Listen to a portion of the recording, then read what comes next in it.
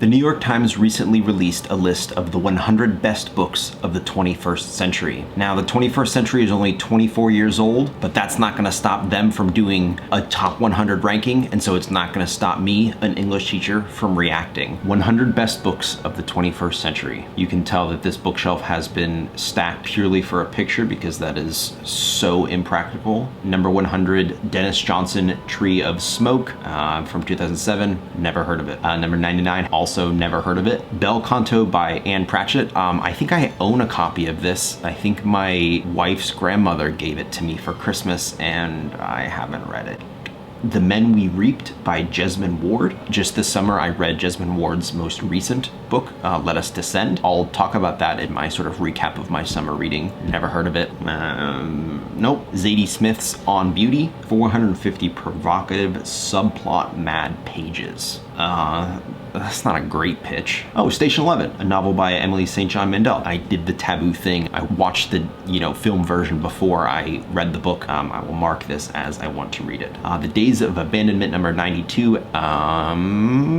The Human Stain by Philip Roth. The Sympathizer, not familiar. Again, never heard of it. The Collective Stories of Lydia Davis. I like short stories. If her work has become a byword for short, nay, microdose fiction, like, you don't need to compare this to drugs. All right, number 87, Detransition Baby, a novel by Tori Peters. Number 86, Frederick Douglass. I have not read this one, nor am I that interested in a biography of Frederick Douglass when his autobiography is so good. George Saunders, Pastoralia. I thought the author's name was the title because it's a bigger font than the title itself, so that's not good marketing for a book when I couldn't even figure out what the title was. The Emperor of All Maladies. There's a crab on the cover. That's something. I think the genre of sort of like narrative nonfiction woven with memoir is really interesting. When We Cease to Understand the World, that's a very, very intriguing title. Number 82, Hurricane Season. That's cool cover art. Number 81, Pulphead by John Jeremiah Sullivan, book of essays. Another one I've never heard of. Number 79, A Manual for Cleaning Women. Is that intentional wordplay? 78, Septology by John Foss. That cover has so much going on. All right, An American Marriage by Tayari Jones, Oprah's book club. So maybe I've seen it like in an airport. Can't say I've read it. All right, Tomorrow, Tomorrow, and Tomorrow by Gabrielle Zevin. I have read this one. The first one, we're 25 books in and I have finally read one of these. This is one of the best books that I have read recently. We Exist. That was embarrassing. I read the title wrong. I said We Exist and it's Exit West. Olive Kittredge by Elizabeth Strout. Another one where I just had a second guess, is that the author? Is that the title of the book? Whoa, I can't make sense of this cover. Robert A. Caro, The Years of Lyndon Johnson, The Passage of Power. The fourth volume of Caro's epic chronicle of Lyndon Johnson's life. Secondhand Time by Svetlana Alexievich, the Copenhagen Trilogy. Interesting. Okay. Number 70, All Aunt Hagar's Children, 2006. What was I? 9 years old? 4th grade? Definitely not reading this kind of book. Number 69, The New Jim Crow, Mass Incarceration in the Age of Colorblindness. I have heard about this book. I've heard good things. All right, The Friend, a novel by Sigrid Nunez about a dog. Number 67, Far From the Tree by Andrew Solomon. We the Animals by Justin Torres. That's another cool cover. 65, The Plot Against America by Philip Roth. The Great Believers by Rebecca Mackay. Never heard of it. Okay, yeah, I guess the title is 1004. Oh gosh. This metaphysical turducken of a novel that tells me nothing about this book, New York Times. Demon Copperhead by Barbara Kingsolver. Number 60, Heavy by Keys Lehman, an American memoir. Middlesex by Jeffrey Eugenides. Stay True by Hua Hasu. The Flamethrowers by Rachel Kushner. I don't know how I feel about that cover. That feels deceptive. All right, number 53, Alice Munro. Nope, I did it again. The author's name should be smaller than the title of the book. Runaway by Alice Munro. Number 52, Train Dreams by Dennis Johnson. A Requiem for the American West. Okay. Cool. Kate Atkinson, Life After Life. It's an intriguing title. Trust by Hernan Diaz. A Tale of Wealth and Power in the 1920s New York, and then you don't list F. Scott Fitzgerald as one of the potential muses for this? Like, what? Oh, we're into the top 50 now. Let's do a 50 book check-in. I have read one of these so far. We're on track for 2, baby. All right, The Vegetarian, a novel. Persepolis by Marjane Satrapi. I have this one on my shelf. Toni Morrison's A Mercy. I'll be honest, I actually haven't ever heard of this Toni Morrison book. Toni Morrison's great. The Goldfinch by Donna Tartt. Aha! I have started reading this and I did not finish. The Argonauts by Maggie Nelson. Another one of the mythology retellings. Nope. The Fifth Season by N.K. Jemisin. I have not read this. I've heard very good things about it. I believe my wife has read it.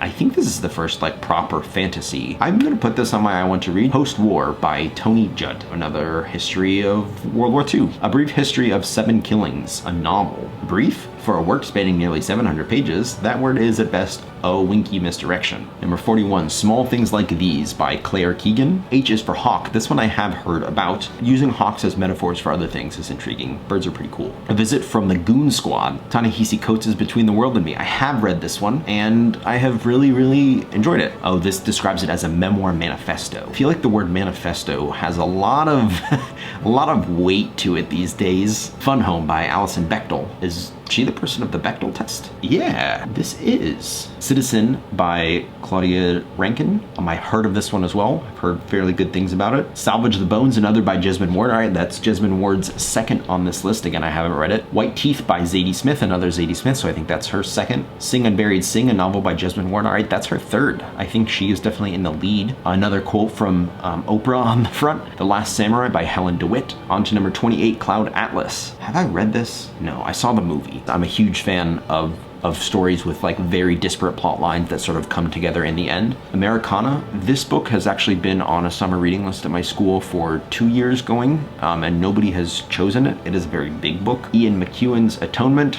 This was voted on by R.L. Stein. Number 25. All right, we're in the top quartile. See, the New York Times is rubbing off on me. I'm using all these unnecessarily fancy vocabulary words. Random Family by Adrienne Nicole LeBlanc. The Overstory by Richard Powers. This one I have started and I have actually enjoyed. I'm gonna put this on my I want to read because I should finish it because it was really good. All right, Hateship, Friendship, Courtship, Loveship, Marriage, Stories. Oh, no, Stories is not part of the title. Number 22, Behind the Beautiful Forevers by Catherine Boo. Evicted by Matthew Desmond. All right, Erasure by Percival Everett. This is definitely going on my want to read list. I was on an airplane and just decided to watch American Fiction. I loved it, 100%, putting it on the I want to read list. Say Nothing, a true story of murder and memory in Northern Ireland. I feel like the history of Northern Ireland is something that like people either know a lot about or nothing about. Lincoln in the Bardo by George Saunders. I think that's George Saunders' second. In Saunders' indelible portrait set in the graveyard populated.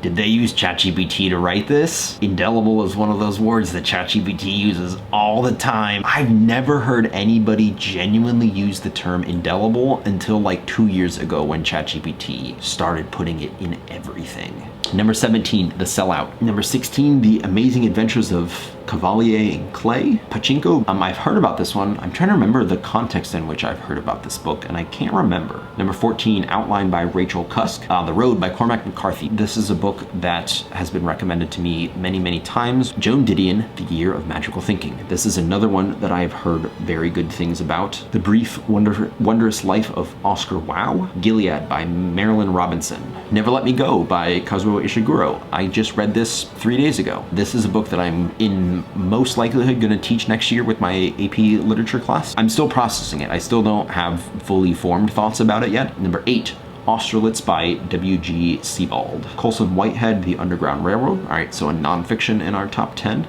It seems. Oh, it's a novel. Nope, never mind. Number 6, 2666. Bolaño's feverish, vertiginous novel opens with an epigraph from Baudelaire. All right, number 5, top 5. Jonathan Franzen, The Corrections. The Known World, a novel by Edward P. Jones. Wolf Hall by Hilary Mantel from 2009. This blurb is written by Lev Grossman, who is the author of The Magicians that I have read, and The Bright Sword, which is on my wife's to-read list. The Warmth of Other Suns by Isabel Wilkerson. Number 2, I have not heard of this one. The Epic Story of America's Great Migration. That kind of surprises me that just sort of a proper nonfiction book made it to the number 2 spot. My Brilliant Friend by Elena Ferrante. I have never heard of this book. The premier examples of autofiction, a category that has dominated the literature of the 21st century. I have only read 3 of the top 100 books of the 21st century. So takeaways.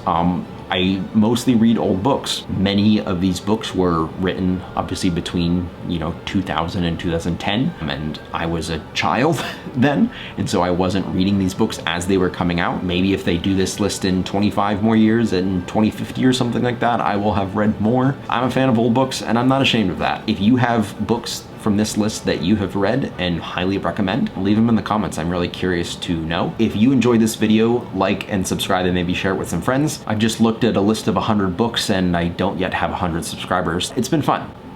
See you soon.